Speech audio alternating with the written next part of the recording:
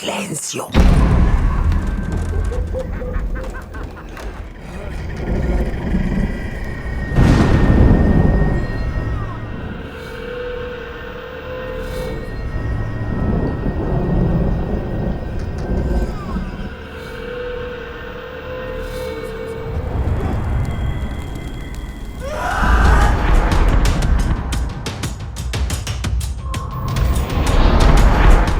Bueno, la trama de Rapunzel, el perro y el brujo es asusto colombiano, asusto campesino, son todas estas historias de la oralidad, de la cultura campesina.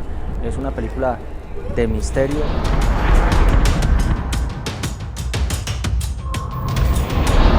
Yo quería para Rapunzel un sonido primero muy real, un sonido que fuera muy fiel a esa realidad en la montaña, que se escuchara la cordillera también, pero también con esta atmósfera de misterio, con esta atmósfera que abarca todas estas historias también, que nos sumerge también en esta profundidad, digamos, campesina de misterio, y quería que eso se sintiera en el sonido.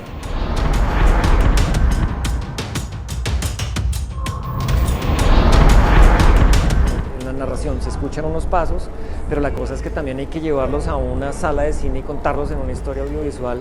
Entonces no son solamente los pasos, también estamos incluyendo sonidos de baja frecuencia u otro tipo de sonidos y resonancias y reverberaciones para que esos pasos también se escuchen un poco más grandes y se acentúe la sensación de terror en una película.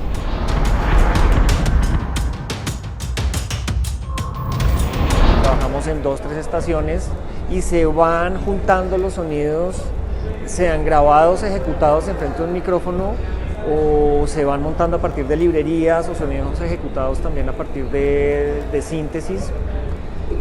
Luego estos sonidos se van combinando con el sonido que fue grabado en locación y fueron mezclados en una sala 7.1. La idea es tener un sonido envolvente y sentir, por ejemplo, que hay pasos atrás o que hay un grito un poco más con cierta distancia o que escuchamos los crujidos de la madera. Allá huele a carne cruda chamuscada, a muerto.